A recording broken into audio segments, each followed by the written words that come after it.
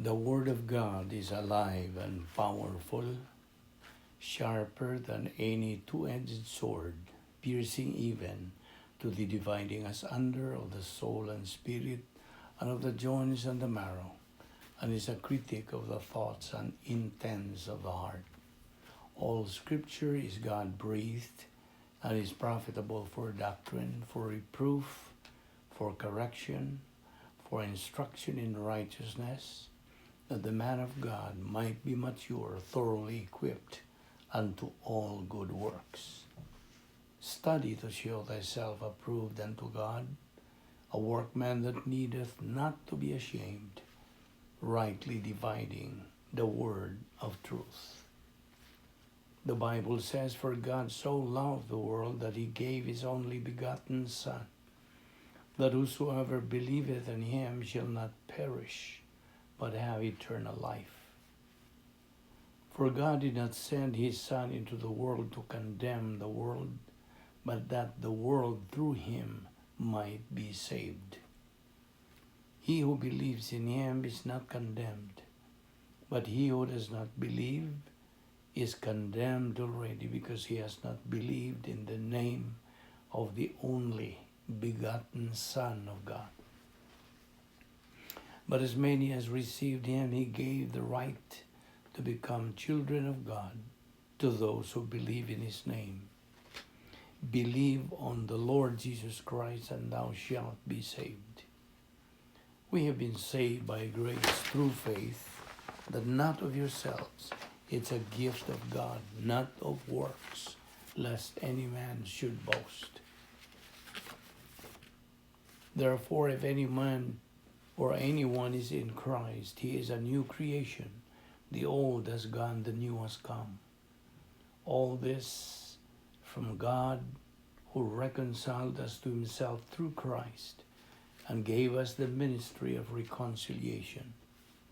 That God was reconciling the world to himself in Christ, not counting men's sins against them. And he has committed to us the message of reconciliation. We are therefore Christ's ambassadors, as though God were making his appeal through us. We implore you on Christ's behalf, be reconciled to God. He who hears my word and believes in him who sent me has everlasting life, and shall not come into judgment, but has passed from death to life. Sa dili pa kita magapadayon sa pagtuon sa pulo sa Dios niining adlaw, gikinahanglan ang atong pagpangandam sa itong kaugalingon. Right away, as a believer, use the principle of 1 John 1:9. Aron ikaw limpyuhan sa imong mga sala. Alang kanimo higala nga wala pa'y kaluwasan, believe on the Lord Jesus Christ, and thou shalt be saved. Busa sa hilom, magandam tas tong kaugalingon. Let us pray.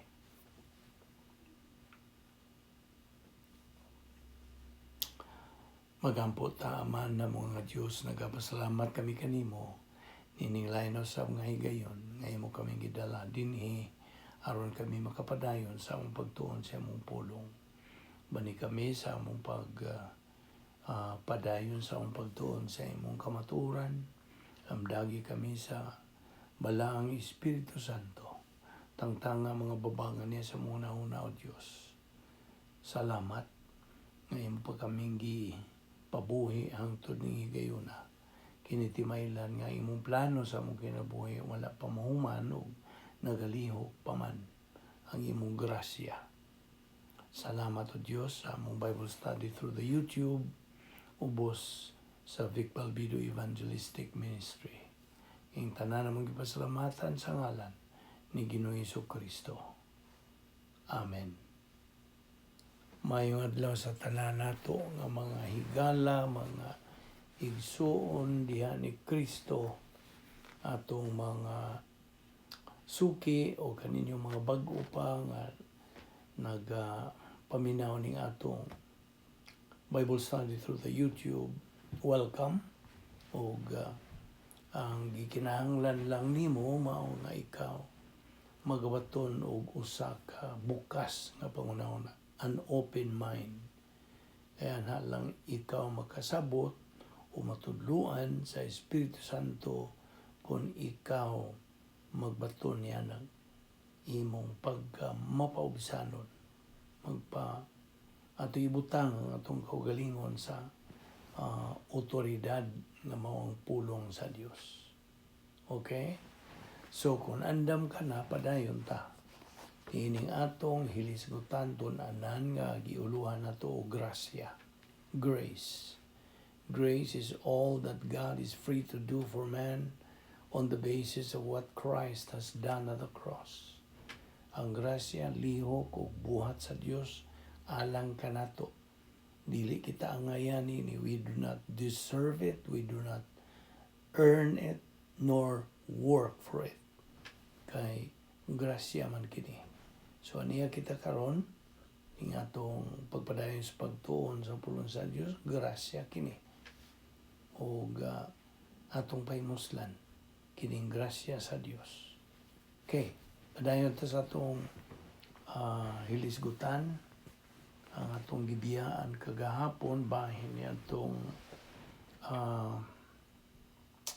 all of us tinuod one way or another nakabuhat kitag mga dautan di maayo nga mga decision in life. So whether we made bad decisions in life, ang Dios kanunay gyung nagasangkap kanato sa mga paagi nga dili na unta kita makahimo og mga sayop, dautan, dili maayo nga mga desisyon sa atong kinabuhi. Kanunay gyud ang Dios nagasangkap kanato mga pamaagi kana grasya. So himplo lang kana sa mga grasyang nagalihok sa atong kinabuhi. O ato nang giniingon nga the provisions of God cannot be overtaken sa mga bad decisions nga atong himuon sa kinabuhi. Kini nagpasabot nga ang mga pagsangkap sa Dios kanato igo na alang kanato nga atong magamit.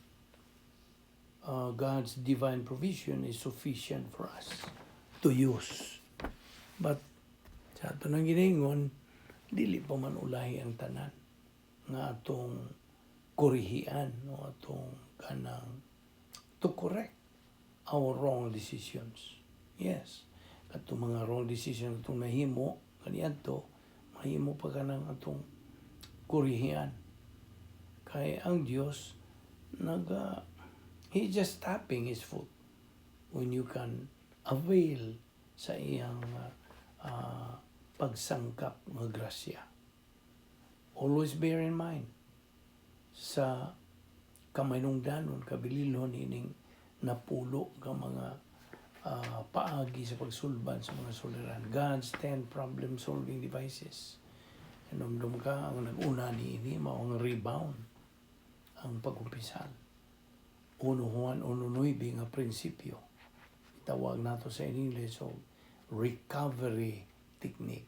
Nga naman itawag man o recovery technique. Nga recover kita sa itong kahimtang carnal, we can recover ngadto sa pagka-spiritual. So, kung atong giingon usab gahapon nga ang disiplina sa Dios cannot be underestimated. Ang Proverbio 3:11 ug 12 nagaingon man lagi kadtong, "My son, despise not the chastening of the Lord, neither be weary of His correction. For when the Lord loveth, He correcteth, even as a father to the son in whom He delighteth." Now, sayod kita sa atong pagtuon sa mga kinaiya sa Dios, ang iyang mga attributes. Okay? Tungod kay ang Dios is absolutely righteousness. Hingpit man siyang pagkamatarong. Ang iyang gugma, makiangayon. His love is fair and indiscriminatory. Huwag pigpihig. Okay? No partiality. O kita gisangkapan naman niya, kita mga magtotoo, gisangkapan naman sa Diyos sa tanang mga kasulbaran sa kinabuhi. O kinian na lamang nato makatuni diha sa pulong sa Diyos in God's Word. Now, di ba itong giingon, gisgutan ni last time nga, ang mga sayop o di mayong mga desisyon, mauni kasagarang hinungdan sa pag-antos sa mga magtotoo. In other words, most of the believers' suffering is caused by bad and wrong decisions. You see? So, nga, God's love is never frustrated and distracted.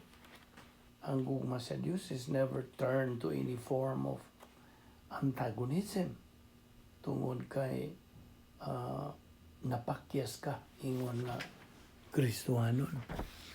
Now, unsa man gyud tuyo sa kanang disiplina sa Dios? Ibaw ka? Kini mao ang tuyo niini mao ang pagdasig sa kanatong mga magtotoo. Pagdasig kanato nga kita mo recover gikan sa atong pagkapakya sa atong espirituhanong kinabuhi.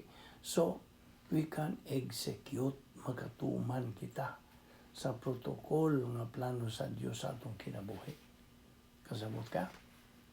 So, kinahanglan nato to be aware of all these principles. Kinahanglan magmatngon na ta kanunay. So, we can avoid kining litag manguni. Itawag na ito ning pitfall sa atong Kristohanong kinabuhi. Ang prinsipyo, nagaingon, God gave us the freedom to choose, but God did not give us the freedom from the consequences of our choices. Mao ni atong giingon, balaod ni sa tulubagon sa kabubuton. This is the law of volitional responsibility. Now, ang Diyos mogamit sa iyang pagkalabaw makagagahom ni bahina, in this case, ang iyang hingpit nga hustisya, to know, aron iyang, of course, ibaw mangyudang tanan kay hingpit na nasayod ang Diyos. Iya lang gigamit niyang pagkalabaw makagagahom, ug ang iyang hustisya, aron ma-klaro gyud when it is time to warn us. Sa magyong tukmang higayon nga kanang pahinumduman ta, to warn us that we are out of fellowship. Now, kanang di ba itong isgutan sa pagtulo ka kanang kategorya sa disiplina sa Dios. Ang nag-una nini warning, discipline. Ikaduha, intensive. Katulo, sin unto death. Maximum na ng sin unto death. Na kung wagyo'y pagpanumbaling ang magtotoo sa pagbalik to recover, then wala man siya kapuslanan ni ining kalibutan na. So kuhaon siya sa Dios. Bisag dili pa niya panahon unta, kuhaan na siya sa Diyos. Kaya waman siya kapuslanan lagi. Siya kasabot ka. So mo nang mayroong dano ng atong pagkinabuhi, subay, tuman, sa mando, pahimangno, pasidaan, toyo, plano sa Diyos. Ano na atong itunan, adlaw-adlaw. Nagtuon ta sa plano sa Diyos. Pinaginining iyang mga pulong nga unsa gilatid ang tanan nga mga kaayuhan, mga pribilehiyo, mga oportunidad alang kanato. Now, so kung bahin na gani sa disiplina, itang mga magtotoo should not react. Gyud tayo ang mo reacta for any kind of discipline from God. Gani, magpasalamat kita sa Dios niini kay kini alang masatong kaayuhan. O hibaw ta nga ang atong pagkamakasasala, mga sasala, mangitang dagko. Kita, mga makasasala, ang atong pagkamakasasala, dili ni makausap sa gugma sa Dios alang sa tao. Dili. It doesn't change God's love for man.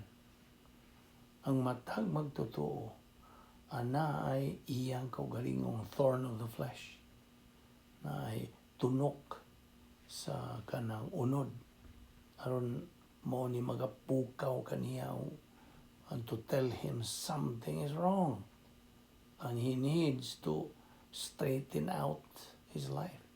Nang niyang tuliron. See? O malagi itong atong ingon nga ang tuyo sa disiplina sa Dios aron kini pagdasig ka nato to recover, to go back to fellowship, balik ta sa atong pakigambitay sa Dios. O mao na nga kay panahon lagi nga kita anaa sa in the state of sin, we are out of line. May gawas ta sa protocol plan of God. Therefore, we are under God's discipline. Sugod yun niya na higayon. Nawa ta magpanumbaling sa pagsugid, kanang kumpisan sa itong mga sala. You see? Mao na giingnan kita sa 2 Juan 8:9 nga, watch out yourselves. Pag malinggat kayo, na kayo naman at tinagalog naman, watch out yourselves. Pagbantay mo sa inyong kaugalingon, that you do not lose what you have accomplished. Okay? So, atong hinumduman kining kanang disiplina sa Dios. O aron kita maglikay nini. Magalikay man ta. Magalikay ta sa unsa. Disiplina sa Dios, pinagi sa atong pagpuyo diya kanunay sa operational divine atmosphere. See? Kaya we are free from any sin kung tuwan ta sa sword. O mao na itawag ng operational divine atmosphere nga mao ni ang harianong palasyo sa matag magtotoo. Every believer's royal palace. Every believer must always be in bounds and in sync with the timing of God, which is perfect. Unsaon? Pinagi sa pagpuyo. So, diha sa protocol nga plano sa Dios o operational divine dynasty. Ang Dios, muragod mo, pito siya ba? He whistles us to warn us. Sa diha nga makasala kita, mupito ang Diyos nga we are out of line and we have to restore our condition from being carnal ngadto na balik sa pagka-espiritual.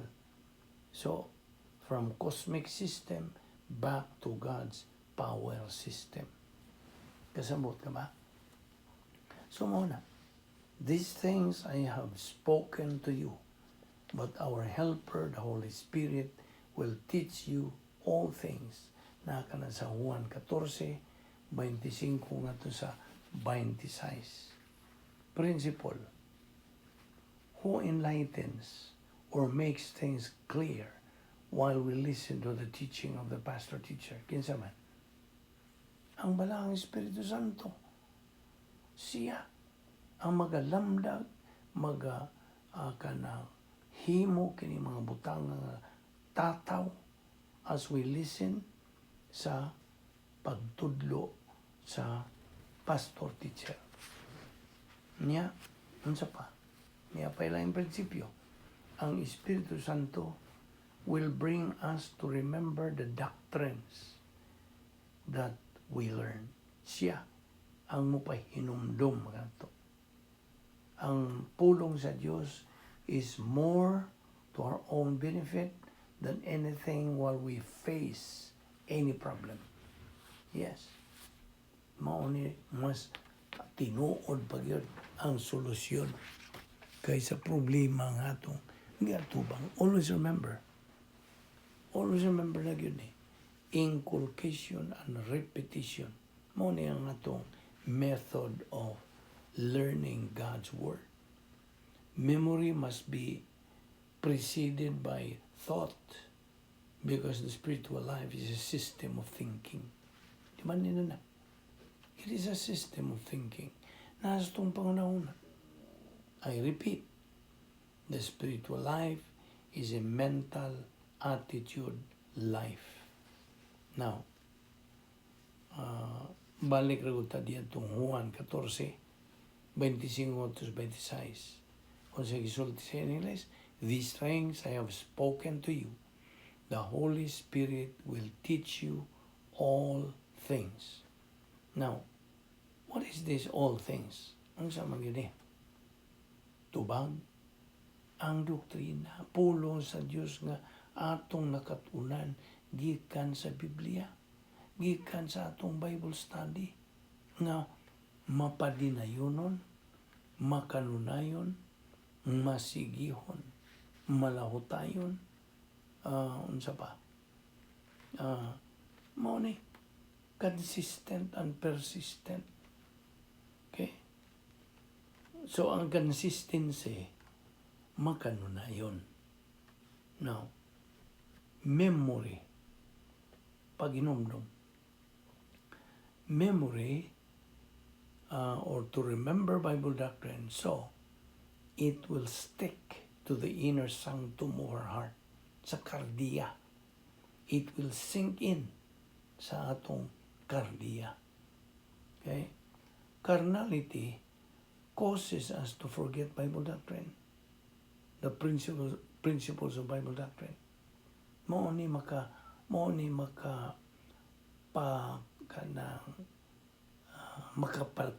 makapakalimot nato sa pulong sa Dios kini atong pagkakarnal.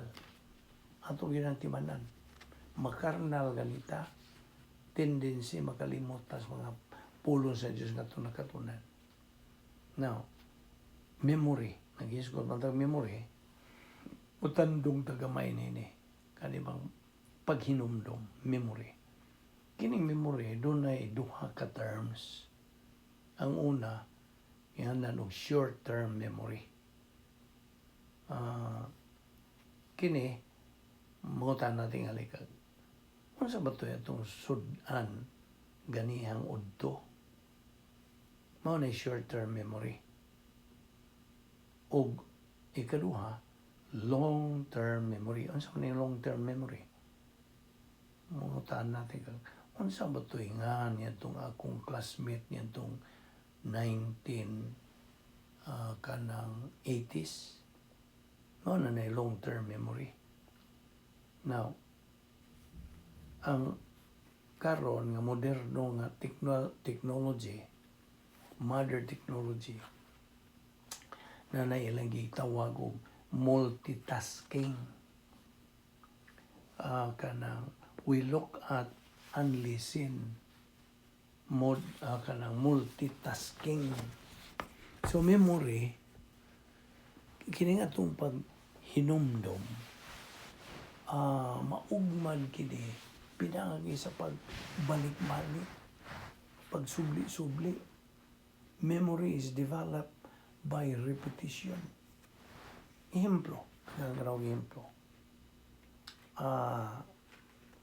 Sa una pag yun nimong kanang luto ba o kanon, when you first cook rice, tingali ang resulta hilaw. Okay? Apan ko nimong balik-balikon sa pagbuhat niya na, you will not be cooking rice and cook anymore. Basta? Perfect na ka. Bitaw. Repetition is the best teacher. And repetition makes the difference. Kasabot ka? Ang atong pagbalik-balik na agyud akong diferensya. Kay ang doktrina bahin na sa pulong sa Dios. Doctrine is built upon doctrine. Ingnon tama, patong-patong na ba ang doktrina, ipatog lang ang doktrina. Meaning, we learn Bible doctrine based on what doctrine we already learned. Kasabot ka? Kita nagkaton sa mga doktrina base ni atong ato nang nakatunan nga mga doktrina. So, ang balikon, ang atong method of teaching or learning the Word of God is inculcation through repetition. Manangayaw katinga nga, kabalik-balik ni atong pagtudlo din pagtuon din matay na mo. Mao ni ang atong paagi. Okay? Narana ni mo mudawat ka ba niya na uli? Imo hapon. It's a matter of choice. So, balik na niya itong disiplina. If we have Bible doctrine, kung naatay pulong sa Diyos, nga na kanang nasud na gyud, nasilsil na gyud sa atong kalag, we can avoid this discipline nga itong iskutan. Gusto? Kaya ato inumduman ang kanang balaod sa tulubangon sa kabubuton, the law of volitional responsibility. Now, sa diha nga ni, paminaw, sa diha nga kita makahimo o dili mayo daotan nga mga desisyon sa itong kinabuhi, ang Diyos is going to bring us back to making good and right decisions by disciplining us. Na, pinagi sa pagdisiplina ka na to. Nandun ka sa tulo ka kategorya sa disiplina. Warning, intensive, sin unto death. Ang laingan sa sin unto death is maximum discipline. Okay? God's word straightens, corrects, etc. Therefore, this is supposed to be a must for every believer to learn and apply to be a winner believer. Mao manggod ni ang atong tumong. Mao manggod ni ang unsa kabubuton sa Dios nga kita unta mahimong mga mananaon, malampuson, madinaugon nga mga anak niya. Dili kabubuton sa Dios nga mga pildiro o kanang ingon ta mga biktima ni Satanas, dili. Buot sa Dios kung kita mahimong kanang victors, mga winners. Dili pagkagusto niya na. So, ang pulong sa Dios mao ang Yahweh ni ining tanan. So,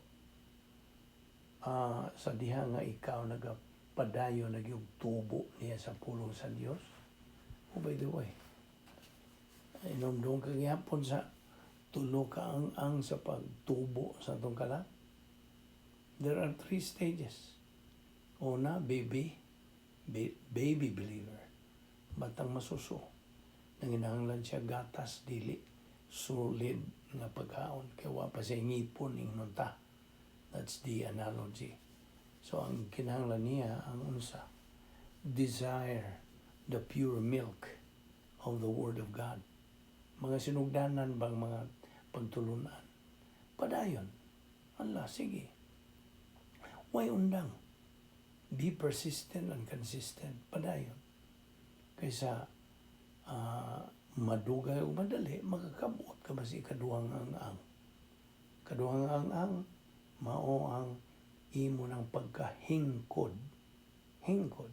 Adolescent. Nga magtotoo. Okay? Anya, ayaw hunong. Padayon gyapon. Continue. Okay? Be persistent and consistent. be malahotayon, makugihon, masigihon, okay? Makanunayon.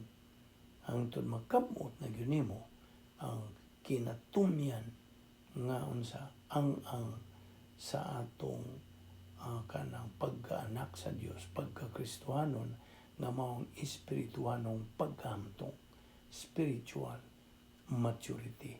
O kanang maong ang laingan niya na mao ang capacity stage.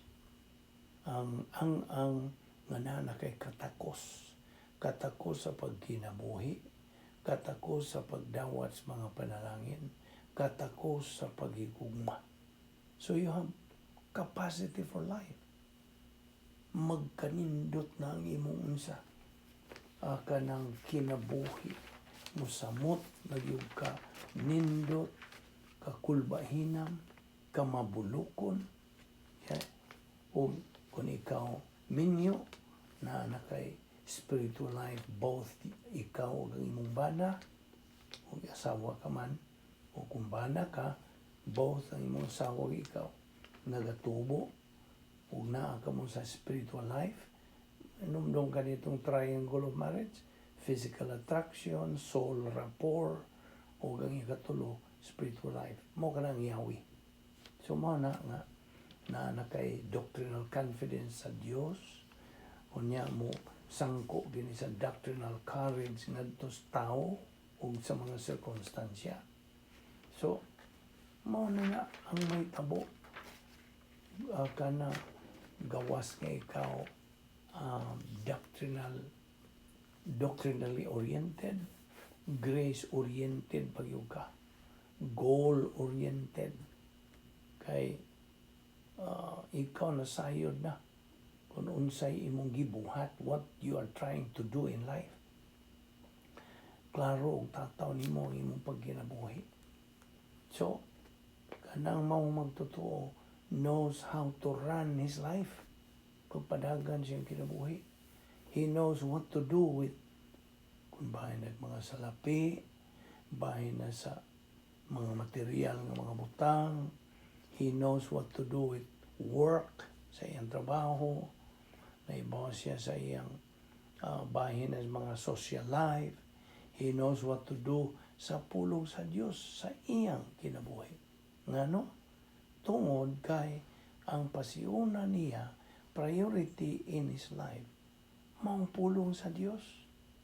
The rest of the things are just details. Kasabot ka? So, siya mo'y nagkakontrol.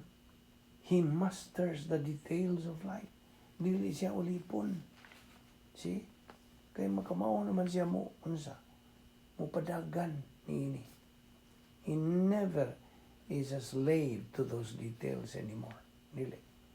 Tungod kay ang doktrina nga naa na diha sa iyang kalag, nga nagalibot-libot, nagatuyok-tuyok na diha sa iyang panimuot. Sa in English, it's already circulating in the stream of his consciousness. Now, he is a successful winner believer. Di ba kagusto niya na? So, ang Diyos mag-maximize sa iyang imputation sa blessing nga nas mao magtotoo. Diya sa phase 2 pa. O iniganto na niya ng mga magtotoo dito sa phase 3 na ang full reward. Namdong ka niya itong escrow blessings in eternity. So, mao ka na. Mao niya mga punto nga itong gidadiha kanimo. So, from infant believer, ngadto sa adolescent believer, ngadto na sa spiritual maturity. So, mao ka na ang atong tungong. Gibalik-balik na ito niya, inundong ka, inculcation. Hangtod nga masil na yun kinig tinuod o mao na nga by the way, balik na niya itong ang sa pagtubo sa itong kalag, infants. Kung bahin sa sugod bagyos, infant, ang newborn baby, Sa may lang yung kinahanglan. Of course, milk. Infants, when they are born, they get hungry. Of course. Gut muna mga ginang bata. Believers, if they are normal in life, ang mga magtotoo, kung normal sila sa kinabuhi, they are hungry for the Word of God. Kana kung normal. Now, ang pulong desire. Ang desire din na anigi pahimutang sa gitawag o sa Grigo nga grammar, pahimutang nila sa aorist, active, imperative, second person plural sa verb na epipotheo. Now, kining epipotheo, ang but pa sa but ni desire. Okay? Which is a verb that means to desire something intensely.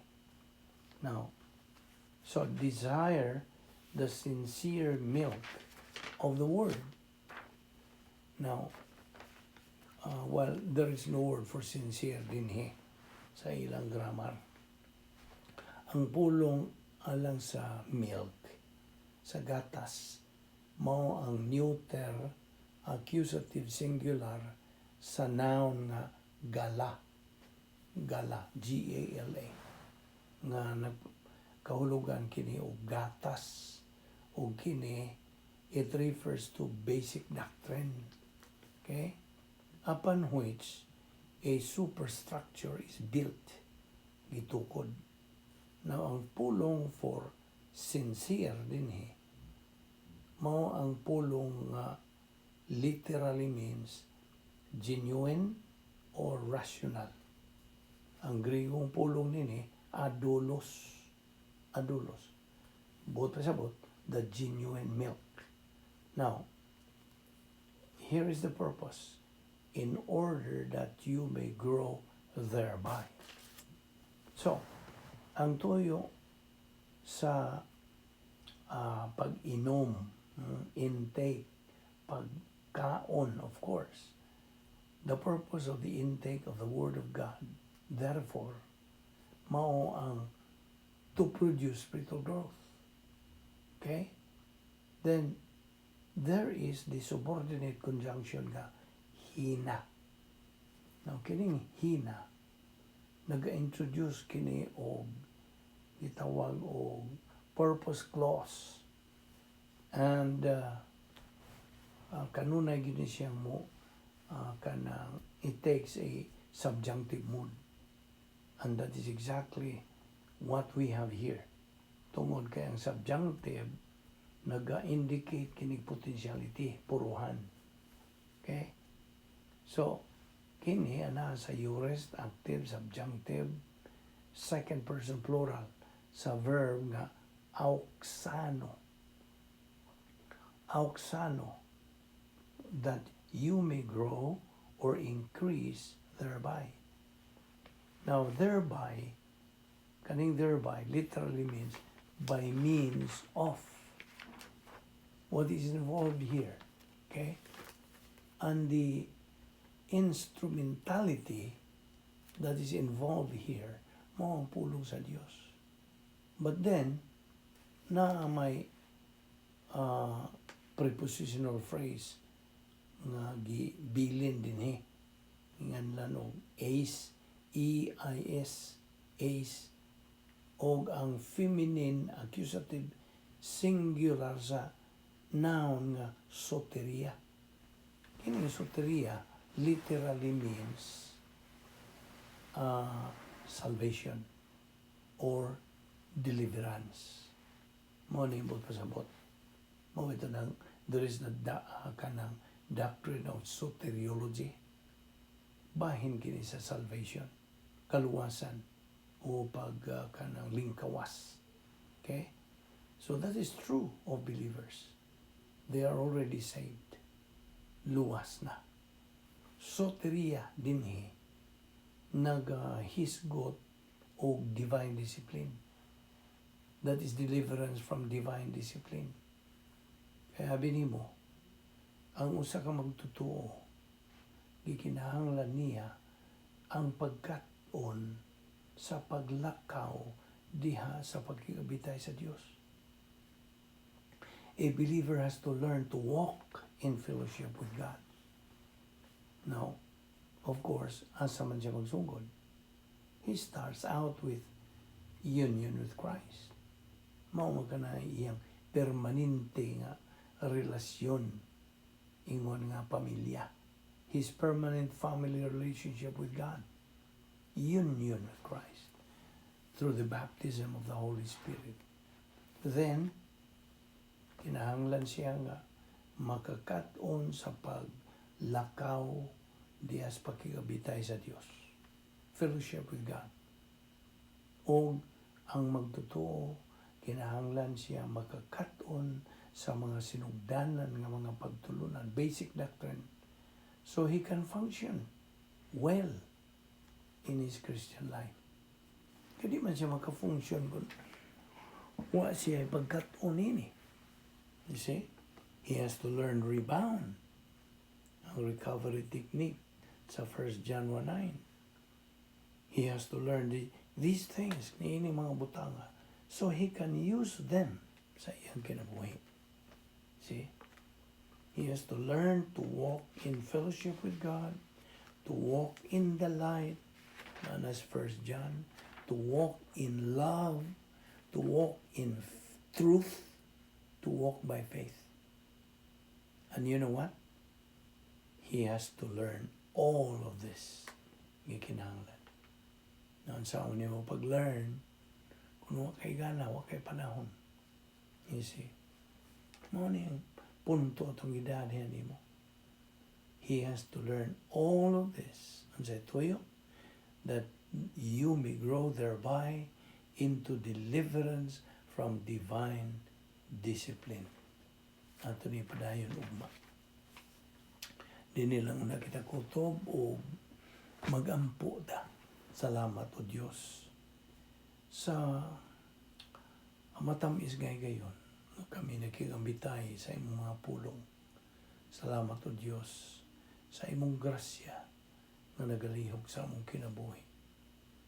Dili kami takos ning tanan, panikaw, nagamatinumanon gid sa imong mga saan. Bani kami o Diyos ang pagbubuwag ng adlaw, ilikay kami sa mga kabilinggan, danda kami pagbalik din ugma. Aron kami magapadayon sa among pagtuon sa among pulong, antod makabot na among tumong ng espiritualong pagkamtong. Salamat. Yan ang Bible study through the YouTube under the Balbido Evangelistic Ministry. Salamat ting dalan o Diyos sa ngalan ni Ginoong Kristo. Amen.